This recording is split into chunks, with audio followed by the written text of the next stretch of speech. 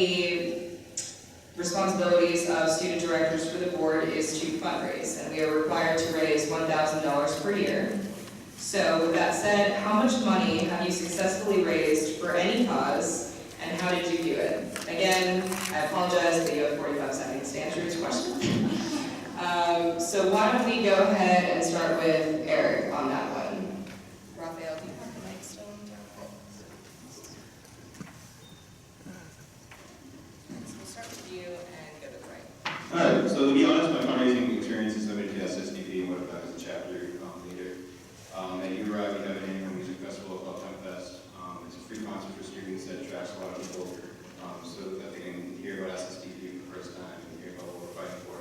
But we also use it as an opportunity to sell t-shirts and other items to make money. Last year we raised about $900 from that. So yeah, to be honest, my fundraising experience is limited to SSDP, but if elected, I'm going to vote full cause and try to match and exceed the $1,000 goal for directors and do my best. To the right. Hey, again, my name is Jeremy Sharp, and my fundraising experience comes from a variety of different categories. I work with Peachtree Mobile. I actually sit on the board of directors with them in Georgia. So we do a lot of fundraising with them. Some of it involves concerts, some of it involves merchandising, GoFundMe campaigns. There's 100 different ways to raise money, really. We've also been very successful. Our most successful fundraising event happened in Atlanta. About 4 months ago, after the passage of HB 965, we were able to raise close to $5,000 for naloxone. So, thank you. Again, I'm Sarah. As the founder of my chapter, we're still relatively new, we're extremely small. My fundraising experience has been rather limited. Most of our efforts have been focused on expanding our chapter, and fundraising really hasn't been a primary focus of our efforts. But as a board member, I think I would be capable of fundraising because SSDP is something I'm extremely passionate about. And when I'm passionate about something, I find it very easy to talk about that and to convey that passion to other people. And I think that as a board member, I would be more than capable of raising the $1,000 minimum goal annually. Thank you. We can maybe use the other mic if it's reaching too far. Yeah. Yeah. Sorry. Hello. You can turn it. I don't know. All right. Hello. Okay. Hi. I'm Rachel again. I'm no stranger to fundraising for nonprofit organizations. This summer, I worked for the New York Public Interest Research Group as a canvasser. I personally raised over $5,000 for New York's for NYCR's campaign to protect New York State's environment and water. And canvassing really gave me the skills that I need to connect with potential donors and have meaningful conversations and engage them in why we need their support right now today. Yeah, all right. Thank you. Rachel. Hi, I'm Stephanie. As I mentioned, I'm a TEDx organizer at my university, and I've raised $23,000. The way I've done that is through the president of the university, the provost, the deans, the different departments, student, dorm communities, fundraising by tabling, tapping to our alumni network, and if anybody knows the SUNY system, getting alumni to give us money is really, really hard. Like, it's a state school, they just don't want to give us money.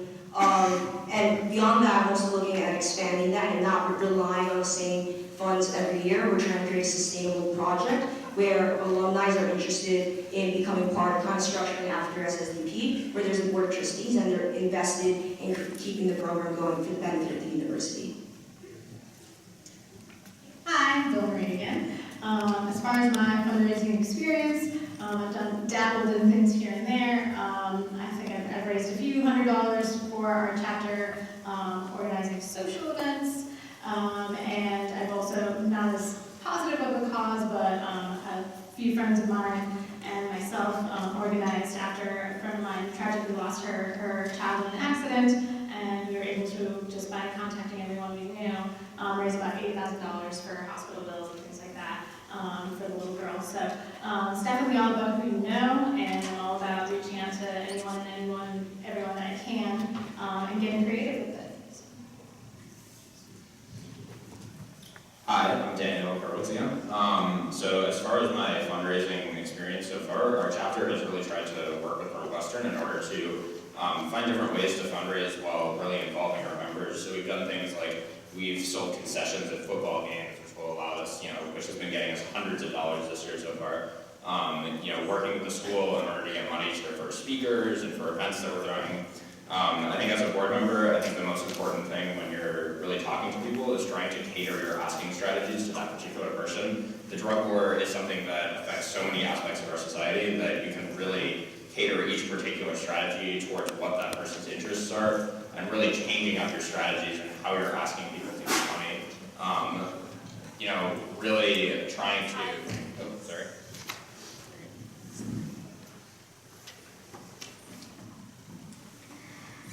Hi, I'm Lauren. I have a variety of fundraising experience. For my SSDP specific experience, my biggest fundraiser that I helped organize was Safe Rave events at the University of Maryland. We raised a few $100s from, it was like a social event that we hosted. It was also a harm reduction event on campus. Outside of SSDP, I was the fundraising chair for my honors fraternity back in college, and we raised over $1,000 between doing restaurant nights with local restaurants and also selling concessions at university football and basketball games. There's a lot of opportunities on campus that you can tap into. Also, golf tournaments were very profitable, so we want to look to corporate sponsors. Thank you. Thank you very much. So once again, Neil, Big B, billionaire, and I'm also an accounting and marketing major. There's a very innovative program at the University of Central Florida where they actually have classes that are dedicated to raising money for charities. Boys Town in Central Florida does a lot of charity work for people in the community. We raised $1,125 in 8 weeks using a combination of crowdsourcing, website design, doing trades with in-kind goods and other methods. We definitely do the same, and we could definitely replicate that with SSDP. Thank you. Hi, my name is John Canada again. I think my most significant fundraising skills come from my fraternity. I'm in an engineering fraternity, which we raise money for different projects around the house or from alumni to do different research and I guess mechanical engineering adventures would be the word. But yeah, that's something. As far as fundraising experience, actually my first real job was as a paid phone canvasser. When I was 16, I got a job doing a lot of fundraising for organizations like Clean Water Action and the Al Franken campaign and some other progressive causes. So probably before the age of 18, I had raised around $10,000 just over the phone. But now, as a law student, I think it's been an interesting learning experience to see how to convince people to give money to SSDP when they're competing for so many other important things that they care about. And so I think it's important to demonstrate to them why they get a great return on their dollar for SSDP, and I think that's a case that we can make.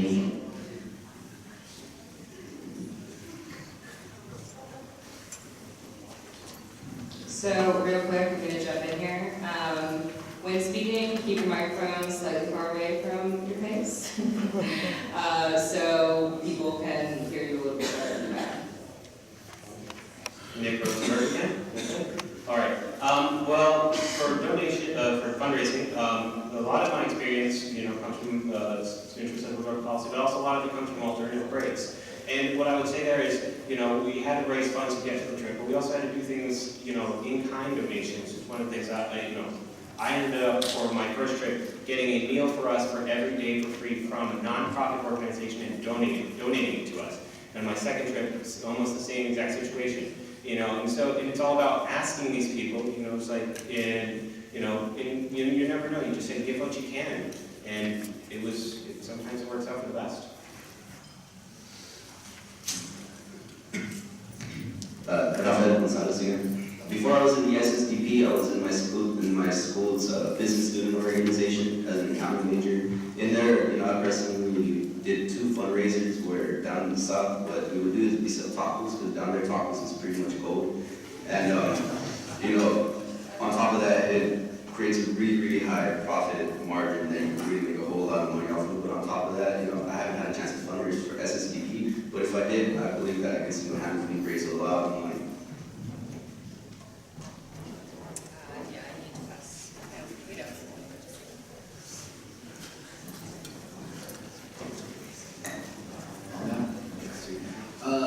So my name is Tyler Williams, and I've got a couple different, like everybody here on SSDP, I've done fundraising for over $100 over the last few years. It's been a pretty small operating budget, but with the help of my co-leader right now, Kara, we just funded this whole trip between the two of us. And in my fraternity, I've had a lot of fundraising opportunities there. I was in my freshman classes, fundraising chair, actually, raised about $1,000 in my first semester. And then I also worked with Southwestern Advantage, running my own business. Got like $500 in a couple of weeks. And then just lots of other entrepreneurs in the course as well. So, talking more about that, again, on Facebook, Tyler Williams. Hello, my name is Ian, and my first experience in fundraising began in junior year of high school when I helped raise $800 of voluntary contributions to supplement the ticket prices for prom, to provide for a better prom. While in SSDP, I would deal more with legislative stuff, so I haven't had my hands in the financial pot as much. But nonetheless, we've offered a sober ride service, and I think it's always important to remember how and why you fundraise. The goal is always important, but offering an important service like that while also bringing in money shows the mentality I would bring to the board. Thank you.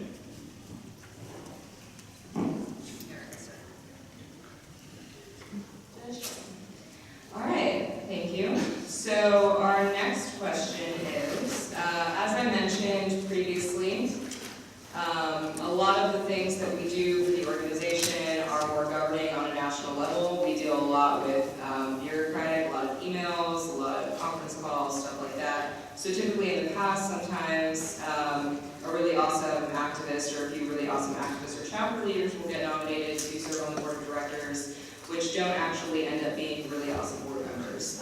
It's not as much activism and it's a little more bureaucratic. So with that said, please describe your experience working with bureaucratic processes. And this time we will start with Rachel, if you can grab a microphone. There might be one on the down floor there. And you can go to the left.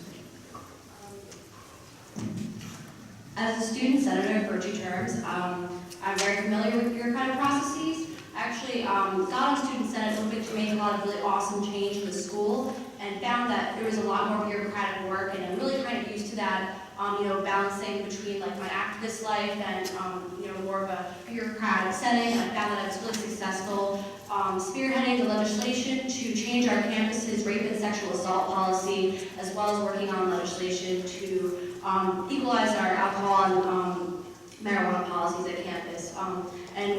Student senate really taught me a lot about working in a bureaucratic setting, and I found that I was really successful, which enabled me to win the election for my 2nd term as a student senator. Thank you, Rachel Wisner. Again, I'm Sarah Merrigan. As far as my experience with bureaucratic processes go, like I said before, I founded my chapter, so I'm very familiar with jumping through the hoops that are necessary for keeping the organization active. And I had to go through the process of finding an advisor, someone who would be willing to help us really keep the chapter active. I had to go through the process of writing the whole constitution and figuring out what was necessary to kind of keep things, what's the right word? Keep things, let's see, just keep it organized, I guess, for the university's policies as far as how that matches up with an SSDP constitution. Hey, again, it's Jeremy Sharp. I guess my ability in dealing with the bureaucracy, I guess my success in the Georgia General Assembly is definitely full of bureaucratic behavior, maybe administrative stuff. I'd also like to note some of the alliances that we've been able to build in Georgia. That includes the ACLU, Peachtree Normal, Georgia Overdose Prevention, Land Harm Reduction Coalition. We've been very successful. We deal with a lot of these nonprofit organizations, and we have had successful implementations on the school level as well. So, thank you.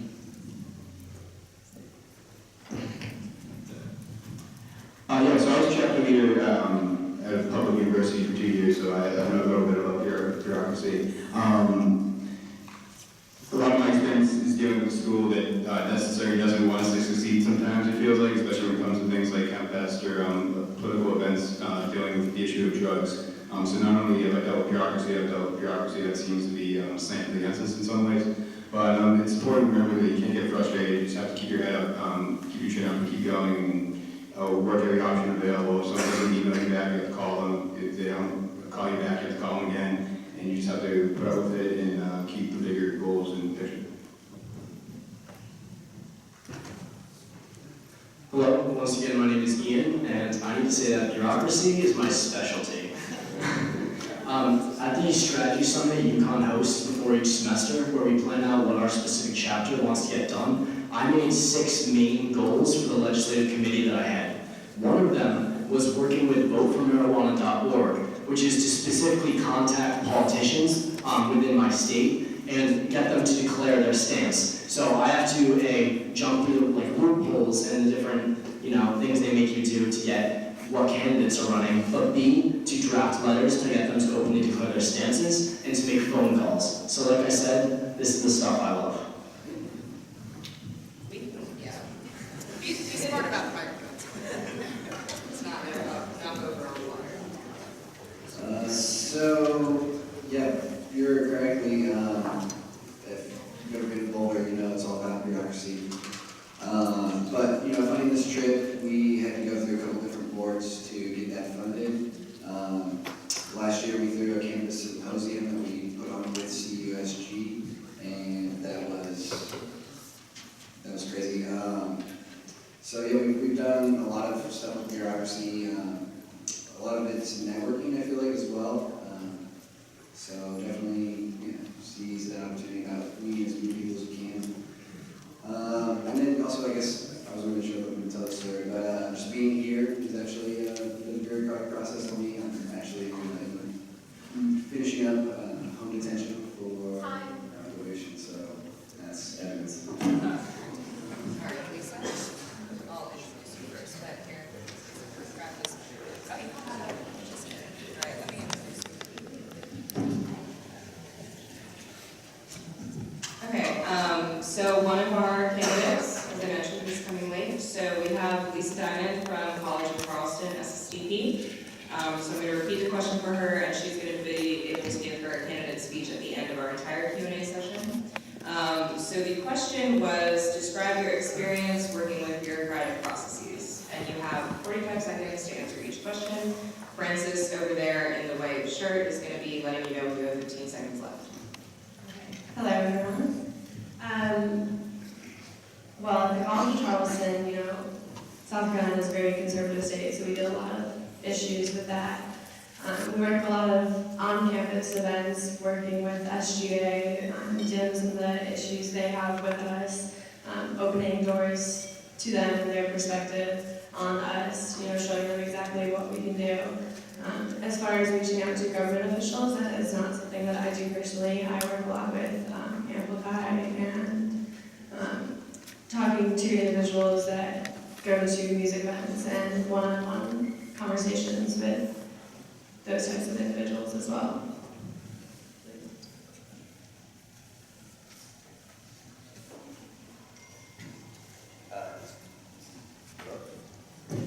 As far as bureaucracy goes, before going into college and high school, I was part of my JROTC, which is the epitome of bureaucracy.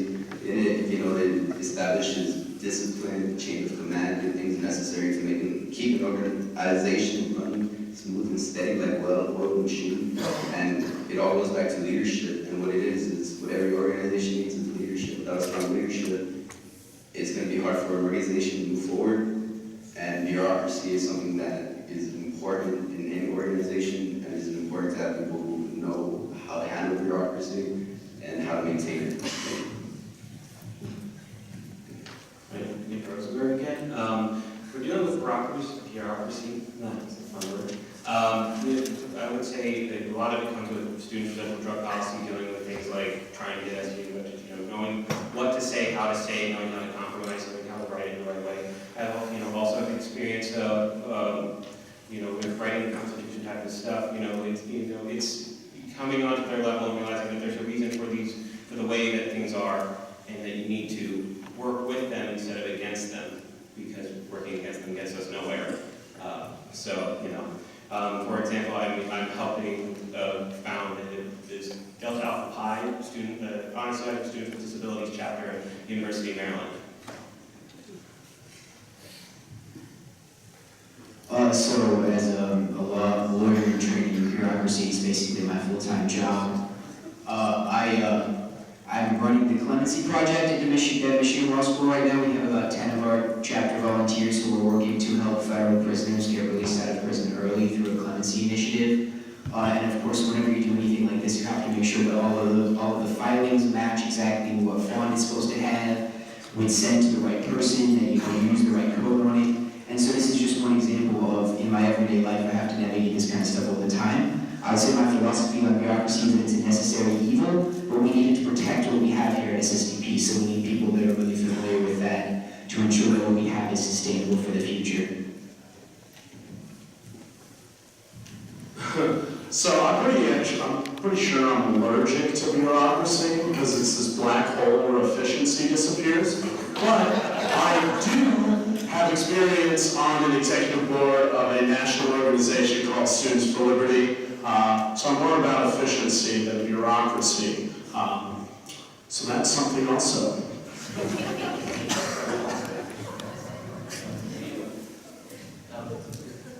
All right. So basically, being an accounting major, as well as with law, I deal in bureaucracy as a major in business. And one of the interesting things about business is we try to make things efficient. Something called a balanced scorecard is a tool that a lot of companies use. What that means is that, in addition to dotting our I's and crossing our T's, we also want to make sure that we make it action-oriented, we make it something that's tangible, something that people can trace, and something that people can look at and say, I actually accomplished something with this time, this energy that I'm putting forward. So I want to make sure that we take the formality of SSDP as it is, and kind of take it and make sure that it stays the way it is, and also amplify it to the next level. Thanks.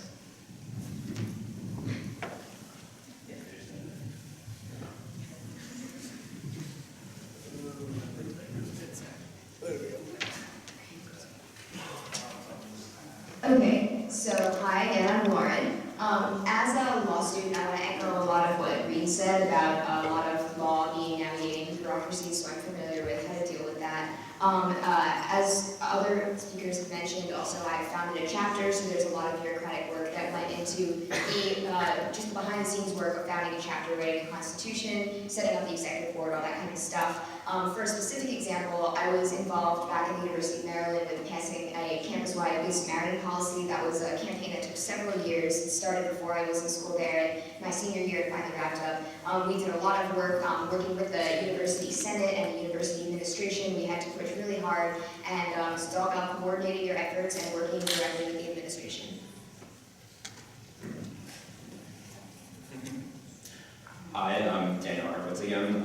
So for the past couple of years, one of the big things that we've really had to do as a growing chapter is that we've really had to work with the university, and especially with sort of offices like health promotion and wellness, and a lot of these offices within the university that have health goals. And I think one of the things that has really defined our success there is that we've really been able to make compromises, and we've really been able to find common goals with these groups so that we can really spark honest conversation and try to get to a common goal. So I think understanding where you can work with different groups is really helpful towards finding common goals and really trying to reach those. Hi, Wilbur again. For me, I really kind of like all that behind the scenes stuff, kind of geek out on it a little bit. I've been referred to as an event planning ninja. So all of that, like the paperworky stuff and talking to people behind the scenes, I really sort of thrive in that area. I also work in mental health at a public health department, so there's definitely a whole lot of stuff that happens there in that system that I kind of have to face every day. And also, obviously, working in academia and all the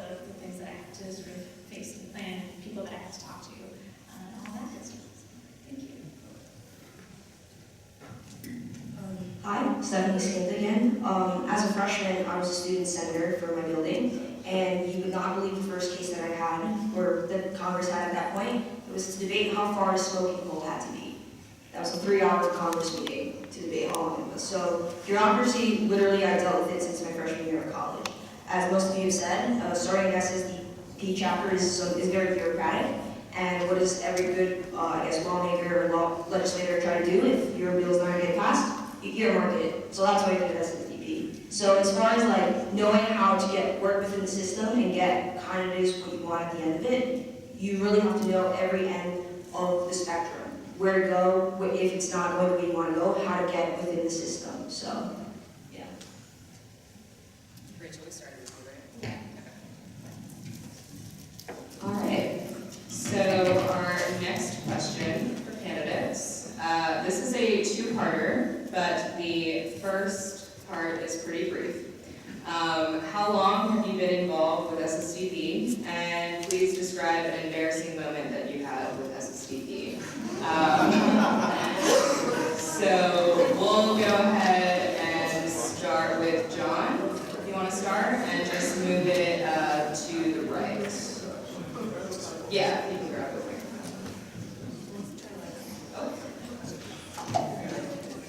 Alright, so I'm pretty new to SSDP, even though I've been partnering with SSDP for about a year. My official involvement has only been a couple of months. An embarrassing moment, I got kicked out of the library, I guess, when I was putting out those Know Your Rights, the little cards on all the tables. They didn't like that I was putting those everywhere, so they kicked me out. This one?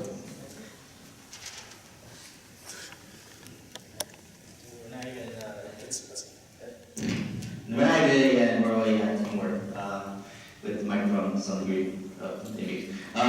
So how I've been with SSDP, I'm actually very new to SSDP. Our old founder got her master's degree. There wasn't a successor, so I stepped up to make sure the chapter survived at UCF.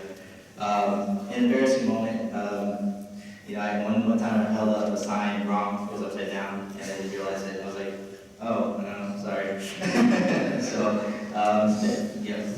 big B, but I went.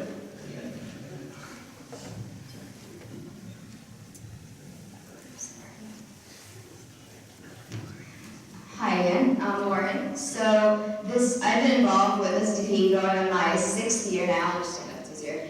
An embarrassing moment when I worked at my student union when I was an undergrad at the University of Maryland, and when I was organizing those safe rave events that I told you to. I was all decked out in my rave gear one time, and I was walking right by the front desk that I work at, and my boss and all my coworkers saw me, and they were like, "What are you wearing?" But I thought it was funny, so semi-embarrassing. Hi, Daniel Horowitz again. So I've been a part of SSDP for about 2 years now, and I've been a chapter co-president since this past winter. An embarrassing moment, this past April, we were hosting the Midwest Regional Conference at Northwestern, and after our closing speaker, I decided to go up and sort of close everything out, and didn't realize that I was cutting off Betty Allworth. So that was really I felt really bad about that one. Betty, if you're here, I don't know if you remember that, but I'm really sorry.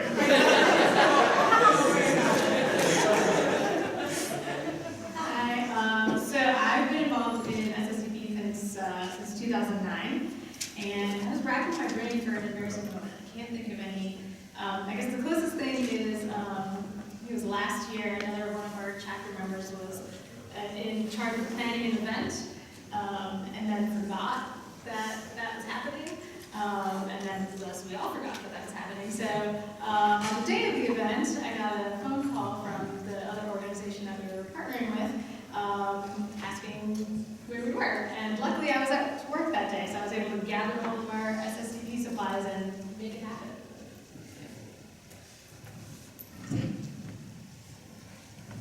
So I founded my chapter in the fall of my junior year. I can think of, 2 embarrassing moments. The first one would be when I founded the chapter and me and 2 other students that were working to build SSDP. His job was to send out a beeline and send out the listserv, the emails. He didn't do his job. So I showed up at the meeting with like supplies, excited, teach people. We was in there 10 minutes, nobody showed up because again, he forgot to do his job. So that was pretty embarrassing, I was kind of frustrated. Second time was actually this semester when during GIM, the police showed up. That was kind of interesting because people thought I timed it because right as I said, oh yeah, we do Q&As with cops, and they rolled in and they were like, is this students and drugs? And we're like, no. And then I looked at my vice president like, were you invited? Like, what? Hi, Rachel. I've been with SSDP since I was a freshman, and I was on the e-board my second semester of freshman year. An embarrassing moment, I can't really think of one, but I guess it had to be when we were planning our campus demonstration to change the to equalize the alcohol and marijuana policies, and like an investigator of the campus police sent me an email saying, oh, I heard you're having a drug protest, like what's going to be happening, and I was like really flustered because it was to get an email by the police. It's like pretty, but you know, he was just joking around about it at the end of it. So. Hi again, I'm Sarah. I founded my chapter in February of 2013, so I've been involved with SSDP for a little over a year and a half.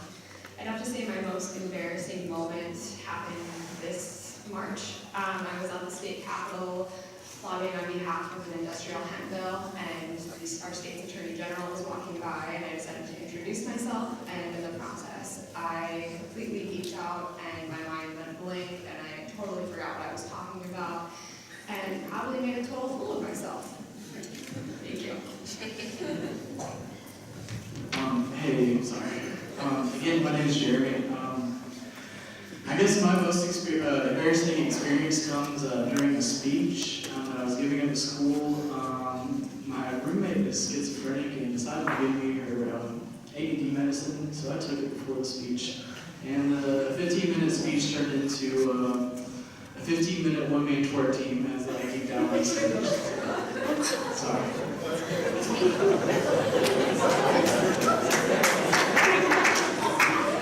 No applause. I know it was a good story, but let's be professional. Alright, so I'm Eric. I've been involved since fall 2010. God, embarrassing moments. Wouldn't this be the best venue for like a really embarrassing moment? Like, wouldn't this top everything? I just explained that.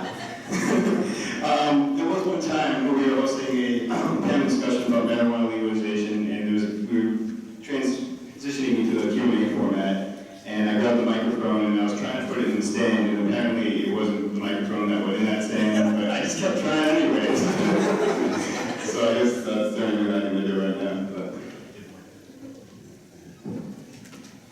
Hello, once again, I'm Ian, and my most embarrassing moment in SSDP happened at the Pennsylvania Regional Conference. For those of you that don't know me, I don't like the spotlight being shown on me, but when it comes to birthdays, that's not how SSDP does it. We were celebrating after the conference on Saturday night, and while I would like to silent or a quiet happy birthday from everybody, instead I had the entire house just come in unison and chant happy birthday, pick me up, and like bring me throughout the room. So that was somewhat terrifying for an introvert like me, but also one of my best experiences with SSDP.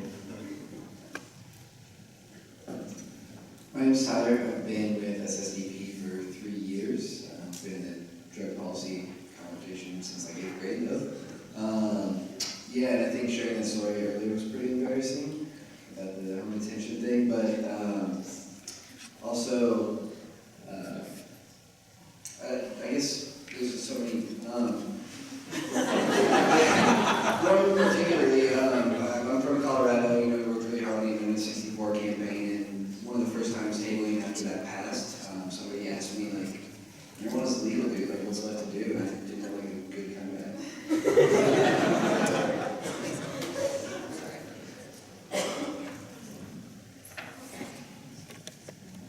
So I've been involved with SSDP since I was a freshman. This is my 3rd year being president of the College of Charleston.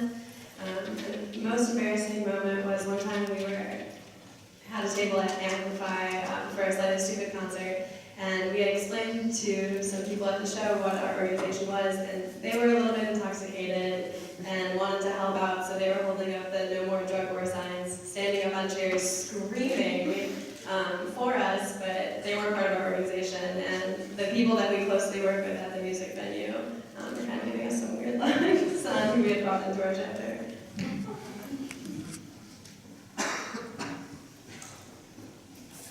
Rafael Gonzalez again.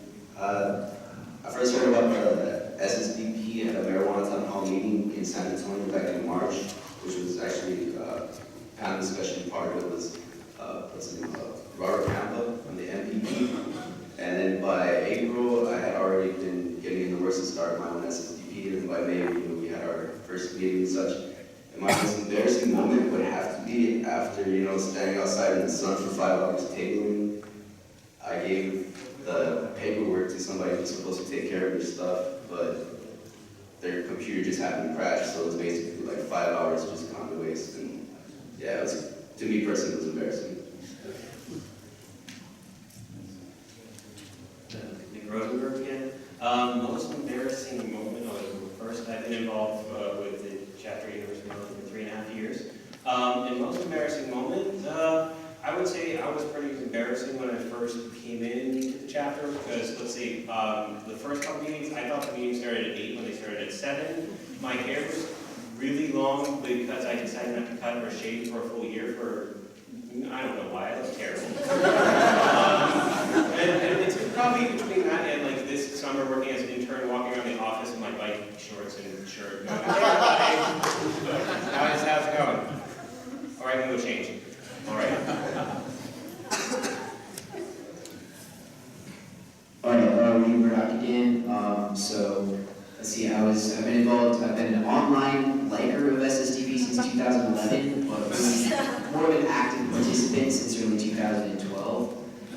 So this isn't really an embarrassing story as much as a potential embarrassing moment that got turned around. So James and I were tabling for Law Students for Sensible Drug Policy this year at the Org Fair, and James's former professor came by, and this professor is a former prosecutor in New York City, and he said, oh, so you guys are the drug policy reform organization, huh? We're like, oh yeah, we didn't really know how he was going to react, and then he ended up saying, well, I'm going to teach a course on marijuana law next semester, and I'm really interested in hearing more about your organization. And we ended up connecting him to some local politicians, and so it ended up being a very fruitful moment.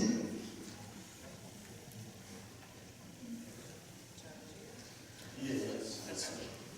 All right. Okay, so our next question, and I promise we only have like 2, maybe 3 more questions left.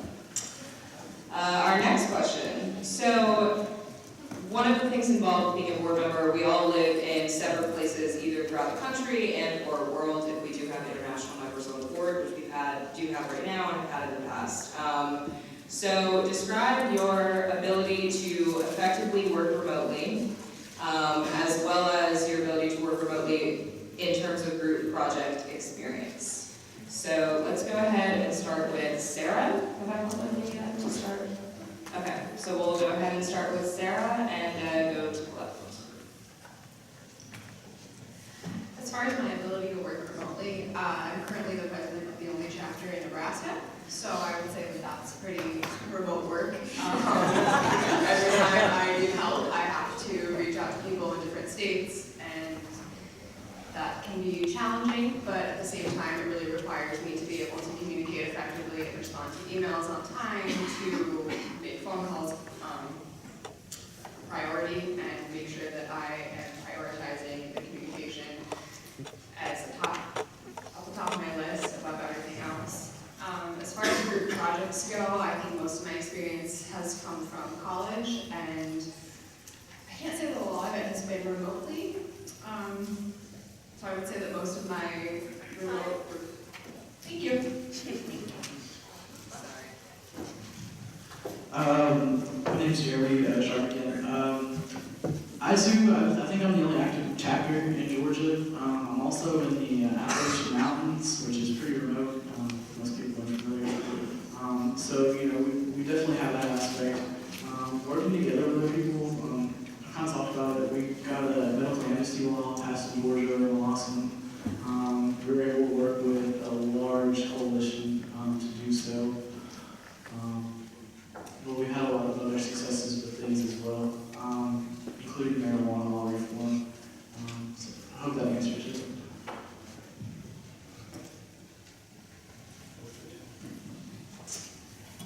Alright, so I actually enjoy working remotely. That's not to say I don't like working in person with people too, but I definitely like being assigned tasks and giving my own time to manage them and work on them at my own pace. And I like working remotely from the experience that I have with it. It doesn't require being fully dressed or fully in the moment, but you can still get some work done. So yeah, I think I thrive.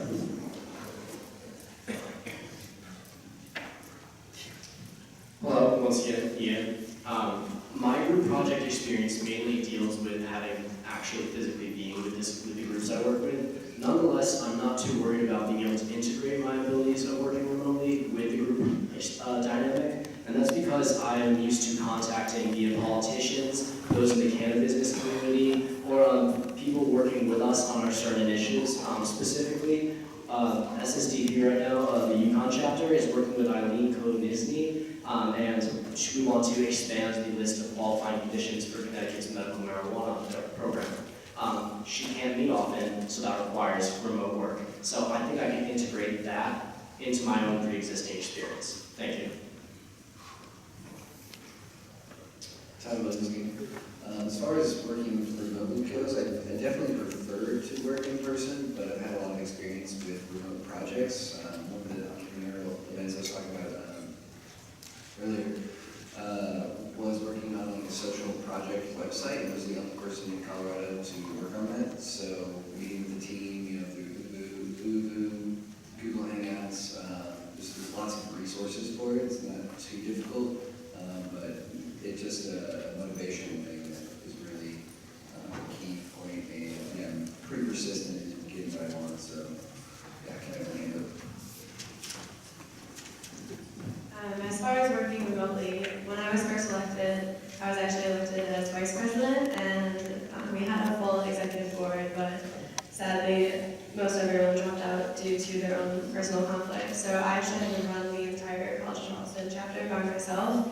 So it's a lot of problem solving, figuring out things that I didn't know before, and that can be applied in all different aspects of the work that we do. Working with others, there's so much technology that we can take advantage of, whether it's Google Docs or Google Hangout. We have it now, so we should use it to our advantage in all the different ways we can, especially since we do work internationally.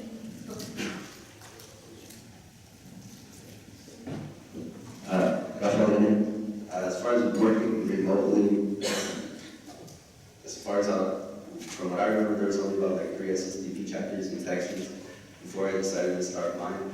And I've been like trying, basically single-handedly, table up like as much as I can, try getting as many people as I can. It's has a whole lot of ups and a whole lot of downs, but working together, we've come in groups with different SSDP chapters, because now there's more in Texas. For example, Margarita here, we had a meeting with her, and then also from her in Texas University of Martinburg, and then another chapter leader from Texas Lutheran University, and then together we also got a whole bunch of other groups from the surrounding San Antonio area, and are planning more stuff for marijuana legislation in Central Texas in the future.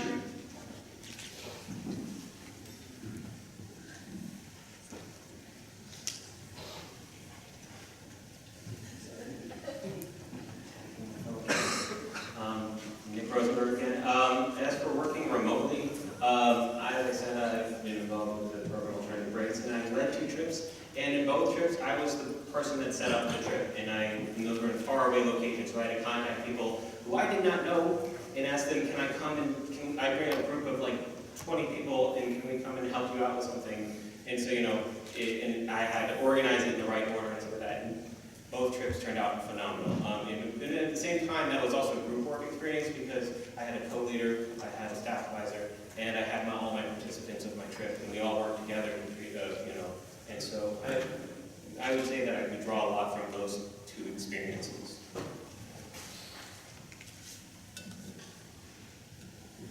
An example of some work remotely that I've done directly with SSDP. Just in the last week, our chapter at Michigan Law has worked with the undergraduate chapter at Michigan to build a coalition with our neighbors at NMU, and also we're trying to get a chapter started at EMU. So echoing some things said about Texas, that we're really doing a lot of exciting work.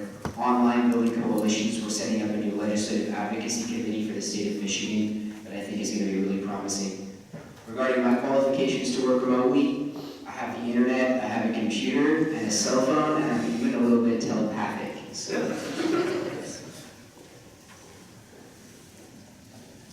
Yeah, I don't know. I'm pretty sure everyone in this room can work remotely. I mean, the internet's a hell of a thing. I'm pretty sure we all have experience with it. It's called email and Facebook, and I can also do those things that you can do.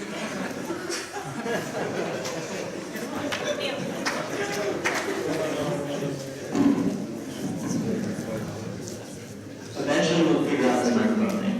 Alright, so for those of you fellow overnighters out there, me and my team came from Orlando at 6 o'clock and drove up here straight, got here at 1 o'clock.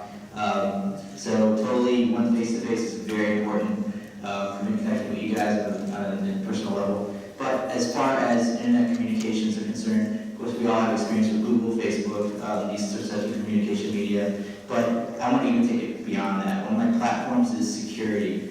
And it's a huge thing because, you know, you sign these 1,000-page, my legal friend here probably knows, 1,000-page agreements with Google, Facebook. You don't know where that information is going. It's important for us to have that security and for us to get together and then have these networks above and beyond integrated marketing communication. Thank you.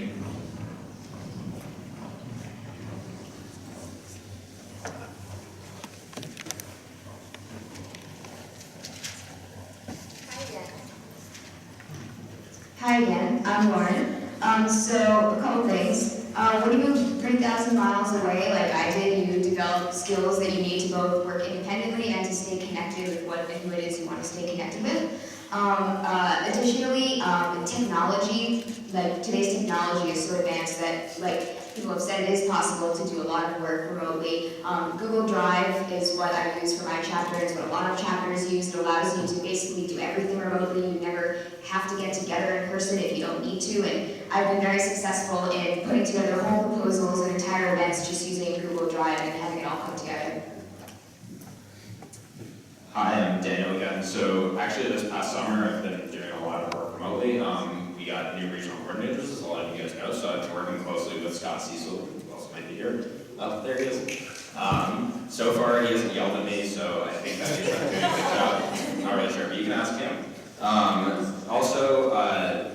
We have a bunch of chapters that are growing in the Chicago area. So recently we've been putting together, actually Northwestern and also Roosevelt.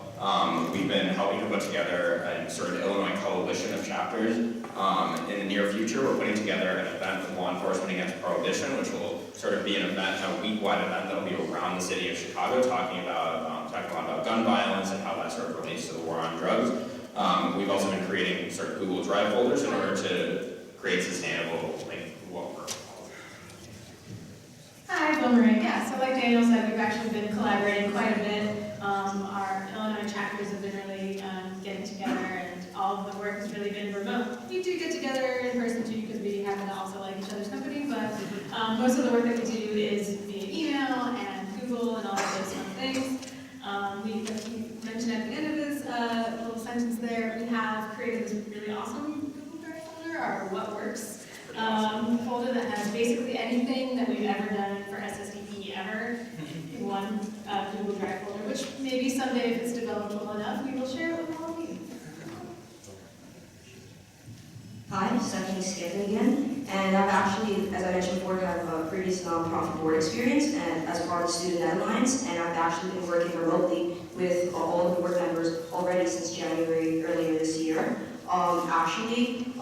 The executive director, Alan Foster, we didn't even meet in person until the strategy summit, and we gave a presentation together at the Google Student Ambassador Summit, and when somebody asked us, how did you guys meet? We said the internet. Like, it was kind of a very weird moment, but we used Google Poll, we used Google Conference, we used the Google Drive, as everyone mentioned. So yeah, we all have the same social media tools, but there's a difference between saying that you can do it and already doing it. Hi, I'm Rachel again. The Student Youth Politics activism community does a lot of online organization, a lot of Google Docs sharing, a lot of emailing, Facebook group sharing, so I'm really familiar with those tools. New Paltz SSDP has a tradition of, we have a whole Google Drive folder called SSDP, but there's tons of resources in there that I and former chapter leaders have worked on compiling as tools for the future chapter members to take over. Senate, we did a lot of organizing over the internet, a lot of sharing, and taking a summer class online is a lot of remote working too.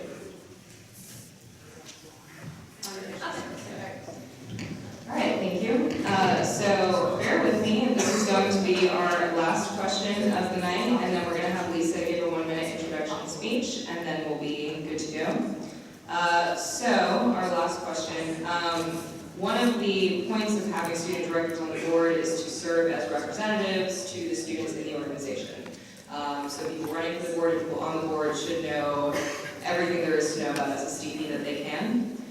So this statement or question is going to be, what do you think of SSDP's new bylaws proposal, which we will be voting on tomorrow during lunch? We'll go ahead and start with Neil and go to the left.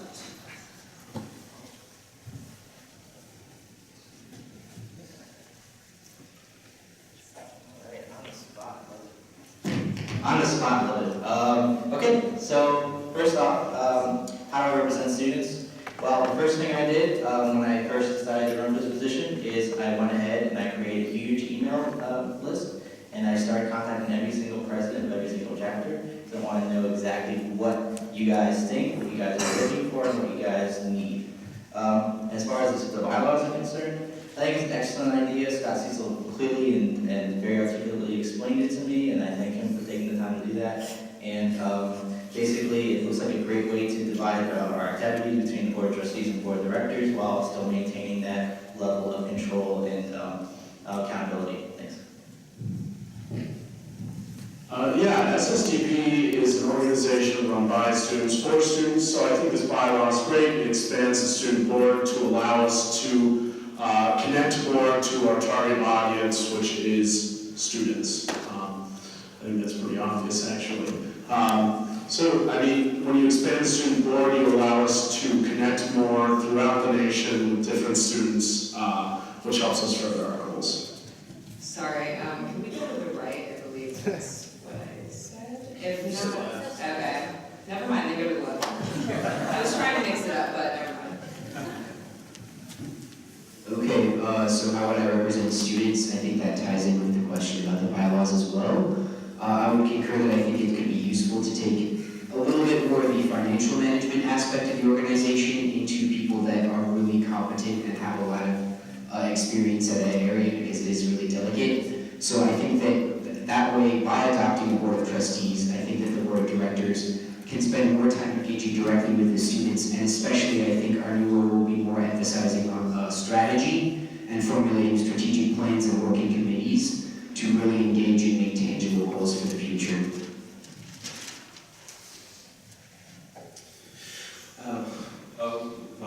What I say for those bylaws is I think they're a great idea. I think one of the great things about student professional protocol is that we're a stepping stone type of thing. You know, you enter a chapter, you become a leader, and then you may move on to the board of directors, you may move on somewhere else where you're going to be leading. And, you know, the way the board of directors set up before, like, you're putting too much responsibility on someone that's maybe never been on a board of directors before, and taking some of that responsibility and putting on someone who has a lot of experience in that field is a great way. And then having the ability to also work with them, which trains the current board members to become trustees in the future, potentially, which is, you know, as I said, that stepping stone ladder which will make us stronger. From what I understand, I also believe it's a great idea. You know, it takes a weight off of the shoulders of students and it's able to let them focus a lot more on what they can and what they want to do. And then hopefully this will also exponentially grow the amount of funding that SSDP has, which will allow even more exponential growth of the impact that SSDP could have around the community and in schools as well. And, you know, just makes a lot of sense. I'll stay until you guys listen, I'm pretty short. I believe we are here to represent you guys, you know, as students, whether it's you guys have any questions about how to pass good Samaritan policies or how to deal with SGA and things you guys haven't dealt with before. As far as expanding the board of directors, I think it's a great idea because it can, you know, create more realistic goals and make us more efficient and have us conquer more things.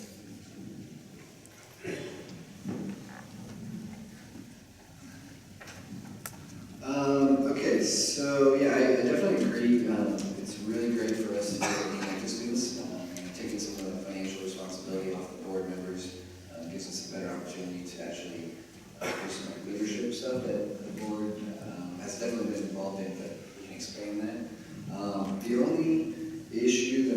have with the bylaws is the final decision on either the financial or the strategy positioning is not in the hands of the students. And that just seems a little weird to me, but we have great leaders right now. Everybody who is in charge of that, is going to be great at it. I'm sure we'll have in the future, but we do still have the power to fire them.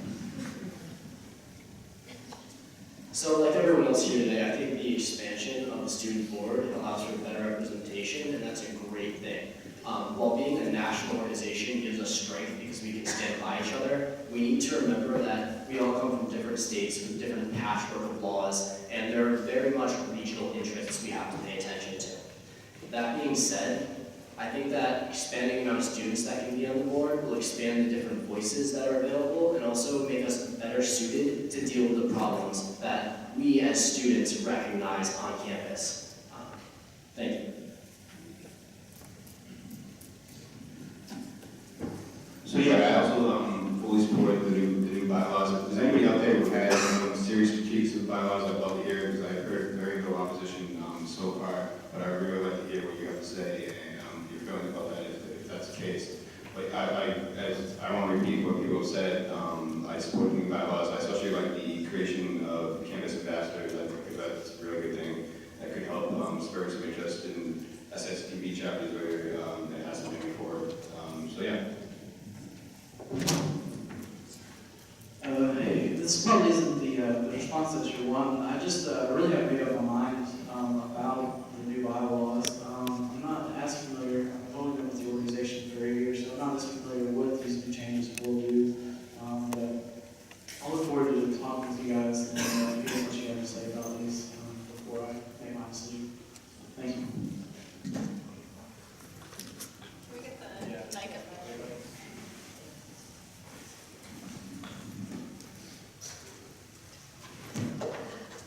Before my experience at the Summer Strategy Summit, I wouldn't really have known how to answer this question, but after listening to and being a part of all the discussions in July, I fully support this new proposal. I think that adding board trustees is a fantastic idea because as students, we really don't have the experience with auditing financials that the executive director needs help with. And I think that creating two separate entities as board of trustees and the student board of directors is going to do amazing things for the students and allow the student directors to really do more one-on-one work with chapters and specific things that they need help with. Hi, Rachel again. When I first heard that there were new bylaws proposals, I was really excited, and I realized I hadn't known that there were bylaws or read the Constitution. So I went and read through everything a few weeks ago, and I am really excited about the new bylaws proposal. I think that Board of Trustees is really excellent and necessary for a growing nonprofit organization to function, flourish. And we did just raise $100,000. It's so incredible. So we do need all this new financial auditing and really looking at how we're financially managing the organization. Thanks, Rachel. Hi, this is Stephanie, and like Sarah, was also invited to the strategy summit this summer. Echoing her sentiments, Betty needs more help. Like students, we can do fundraising. We're great student leaders. At this moment, we're student leaders, and she needs leaders that are already in the industry, knowing what they're doing, like lobbying, having experience lobbying, having experience fundraising, net worth. We don't have that just yet. We can build it, and we will build it as part of the student body, but we just don't have it. And SSDP should be, having at least 300 chapters by now, and I think it's kind of held us back slightly, the fact that, we don't have this board of trustees just yet. Hi, Bill Marie. Kind of ditto to everyone. I also support this proposal, mostly because I think it frees the board of directors up again to do a little bit more work with the chapters and to support our awesome regional coordinators a little bit more because we know that they're stretched pretty thin. And if we have a little bit more time, we could probably do a little bit more as far as research for the different chapters and things like that so they can be better.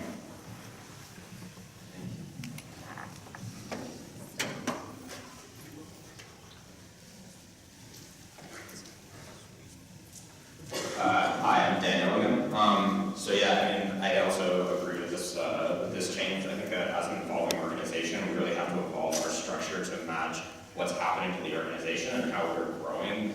And I think that it's true that as students, we just don't have quite the experience to be able to run a nonprofit like we can do with the Board of Trustees. As Bill Marie said, with the Board of Trustees working with sort of the financial goals of the organization and with expanding the student board, I think that that really helps the student board work more directly with chapters and really represent students better. Most of us have most of our experience working on the ground with chapters, knowing what's happening there, and I think that allowing us to focus on that aspect of the organization will really help us do our best work. Hi, I'm Lauren again. I also agree with the general sentiment expressed by the rest of the candidates. I'm in favor of the new bylaws. I believe that the addition of the Board of Trustees will be very beneficial to the organization. As stated, I think that having experts who are skilled and have experience raising money and running nonprofits is vital to the success of this organization. I also agree that this will give the student directors more time to work with chapters. It will also provide a great mentor opportunity and a learning experience for the student directors to learn from the Board of Trustees. Thank you.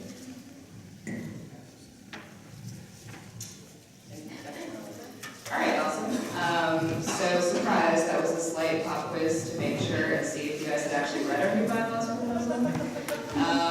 All right, so we're gonna have Lisa give her 1-minute introduction speech, and then I have like 2 announcements, and then you guys are free to go. Hello. Well, first of all, I apologize for arriving late. The last 2 conferences I went to, we were able, to meet in Colorado. So from South Carolina, we flew, and we were all able to schedule that time by ourselves. This is the first conference that we were able to drive, and this year we were bringing 6 new members, and with myself being a senior and some of the other head people of our chapter being seniors, it's really important to us to bring some of those new members here, so that is why I'm late today. I believe I'm running for the Board of Directors from a little bit of a different perspective than everyone else here. Through my time throughout college, as well as working with SSDP, I've met a lot of visual and music artists that have such a big voice and such a big audience. And there's so many people that listen to these people that don't know that we exist. So I think it's really important to reach out to those people who can kind of share our message and share their voice on, some of the same ideas that we have, so that they can reach out and, bring some more people to us. We've worked with Bay Centers Management, having them donate tickets to us to raise money. We've worked with a lot of different smaller festivals and bigger festivals trying to spread our name. Thank you.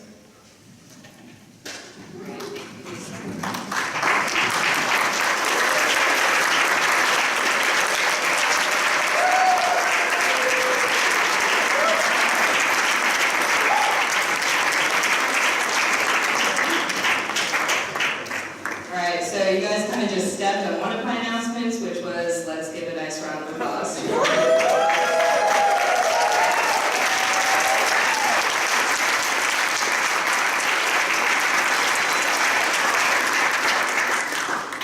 Alright, so just a few quick things. Again, everybody's applications, including the few people that could not be here tonight, but will be at the conference, are posted online in the Facebook SSDP Chapter Leaders Group and also on people's individual Facebook pages. If you haven't had access to the applications or you haven't seen them, please let me know or let one of the board candidates know, and we'll make sure that you get that.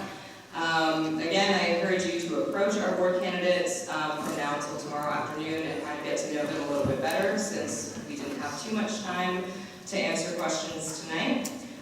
So tomorrow, our second Congress session is going to be at 1:30 p.m. So we will be voting on our top, well, you will be voting on our top candidates for the board, as well as our bylaws proposal to revise SSDP's bylaws. So the way our voting is working in terms of candidates for the board, you'll be voting on your top 7 candidates for the board. If our bylaws proposal passes, then 7 people will become our new student directors. If our bylaws proposal is not adopted, then only 5 people, the top 5 people, will be our new student directors, and the remaining 2 will be alternates, meaning that they serve on the board if someone has like a leave of absence. That's pretty much it. Also, if you are a member of a Florida SSDP chapter, I know Colin was trying to gather all the Florida SSDPers and meet maybe right outside of this room after this session to kind of discuss some medical marijuana campaign stuff.